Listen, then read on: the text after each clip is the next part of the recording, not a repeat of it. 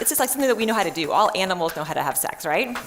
It's one of the 4 primal survival drives. There's feeding, and there's fighting, and there's fleeing. That's great. So it's one of the 4 things that we were born knowing how to do. But interestingly enough, over the last 2 decades, we, kind of as a population, have been having sex much less often.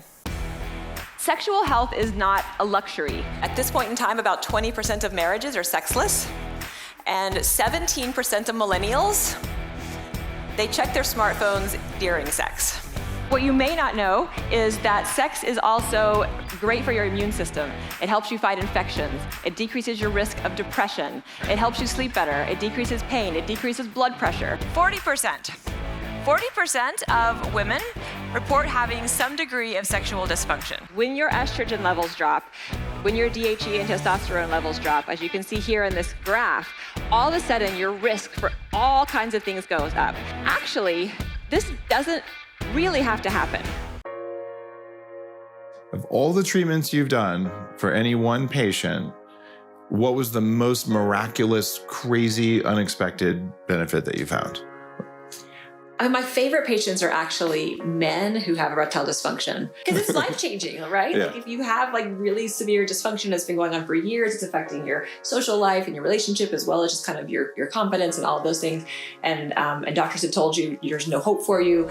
To be able to occasionally actually turn back the clock on that and give people function back, it's pretty amazing. That is really life-affirming if someone's in that situation. Yeah.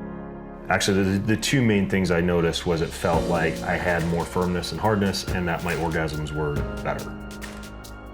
His active sex life may help to decrease his risk of dying over the next 10 years by half. This is why I do what I do. Couples that tend to have sex at least 1 to 2 times a week, that seems to be kind of the magic number, they tend to be happier, more connected, more likely to stay together longer term. And it will forever go down in history as the day that Vishen developed what he calls his super penis. That's why I have so many issues with my belt. And then I say something along the lines of, this is going to help with like width and girth or something like that. And then you start laughing, which makes the needle shake. Okay, you did that.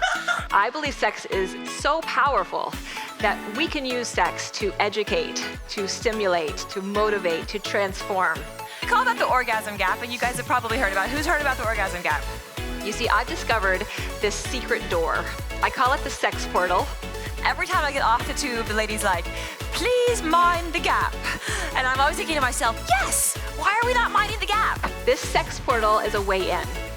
It's an entry point that allows for improvements in self-discovery and helps motivate us towards optimal health. Sex doesn't just feel good.